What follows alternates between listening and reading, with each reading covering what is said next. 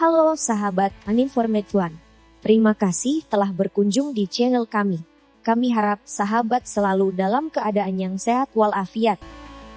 Oke, tanpa menunggu lama langsung saja kita mulai dengan topik pembahasan kita kali ini. Setelah lulus dari Universitas Delhi pada tahun 1964 dan Universitas Oxford pada tahun 1968, dia bekerja di Perserikatan Bangsa-Bangsa selama 3 tahun.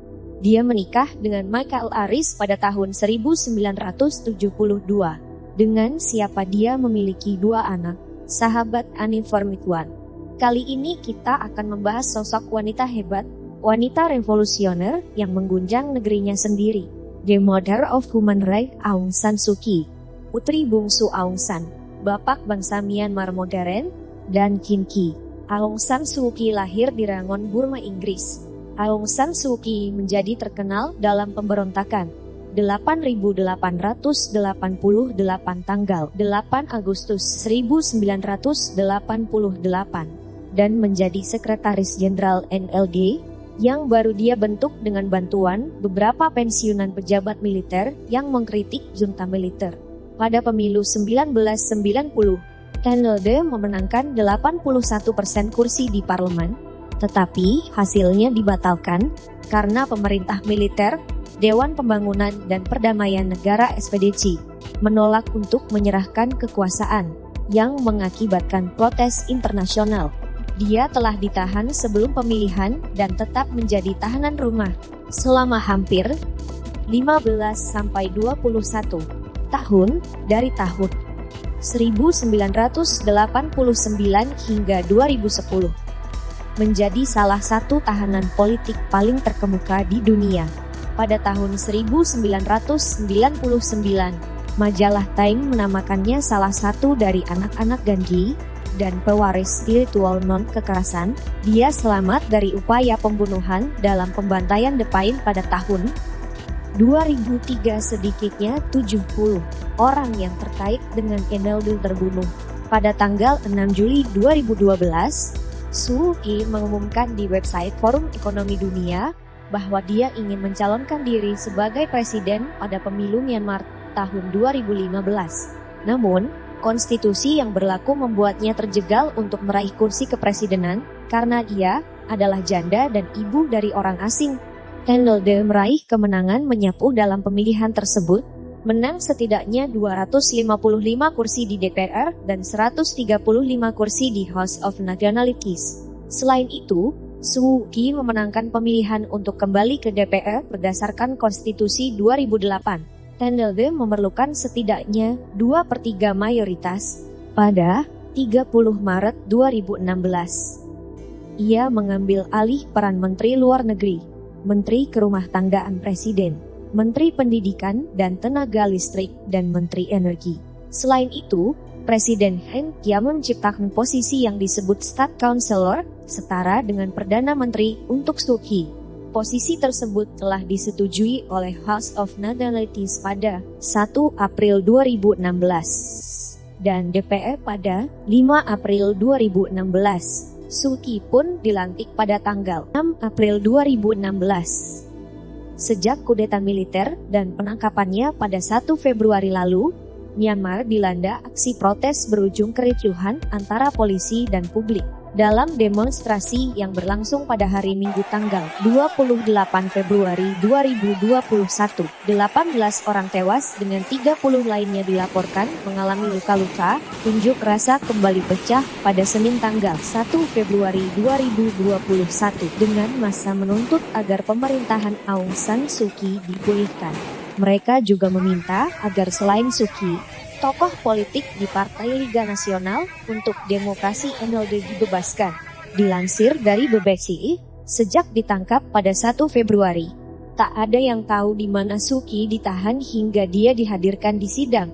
Penasihat negara sekaligus pemimpin de facto Myanmar Aung San Suu Kyi kembali menjadi tahanan politik. Fraksi militer yang dipimpin oleh Jenderal Min Aung Hlaing menahan Suu Kyi setelah kudeta dilancarkan pada Senin 1 Februari 2021. Sontak puluhan juta rakyat Burma turun ke jalan untuk membela Suu Kyi. Mereka rela berdarah-darah Bahkan sudah ada 21 nyawa terenggut demi menuntut pembebasan Suu Kyi. Suu Kyi merupakan tokoh revolusi, harapan bagi demokrasi, dan simbol komitmen Myanmar terhadap hak-hak asasi manusia (HAM). Jatuh bangun dalam memperjuangkan supremasi hukum diganjar Nobel Perdamaian pada 1991. Kala itu, dia masih menjadi tahanan rumah.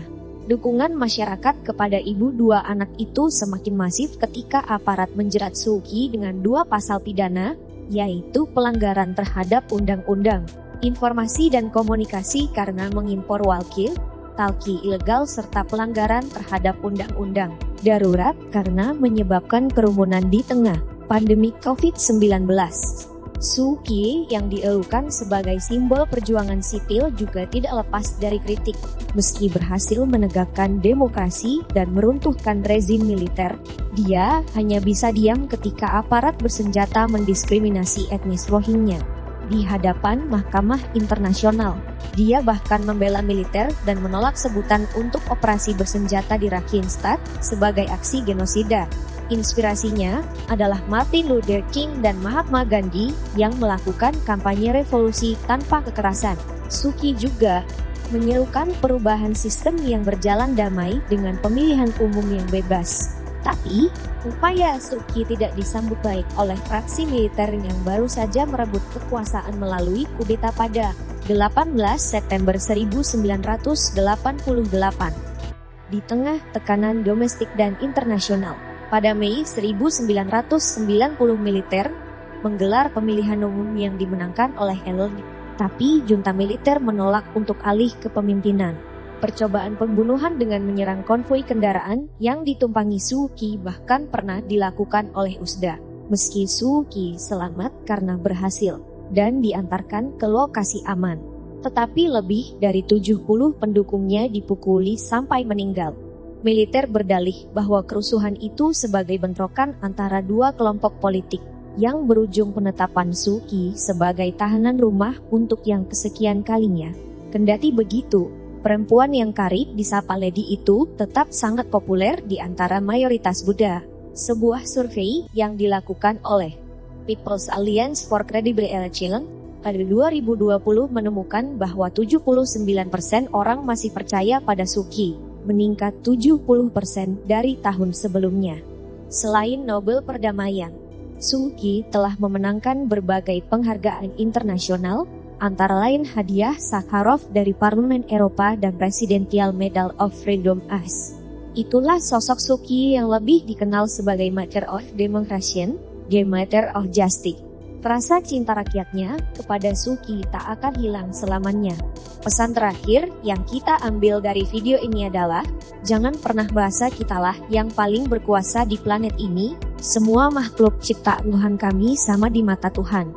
So, you guys saling menghormati saudara sebangsa dan setanah air, saling menjaga satu sama lain, dan janganlah bergila-gila untuk mencari takhta tertinggi, karena di atas langit masih ada langit. Terima kasih telah menonton video ini hingga selesai. Jangan lupa untuk memberikan saran Anda terkait pembahasan ini. Dan jangan lupa juga untuk share dan subscribe.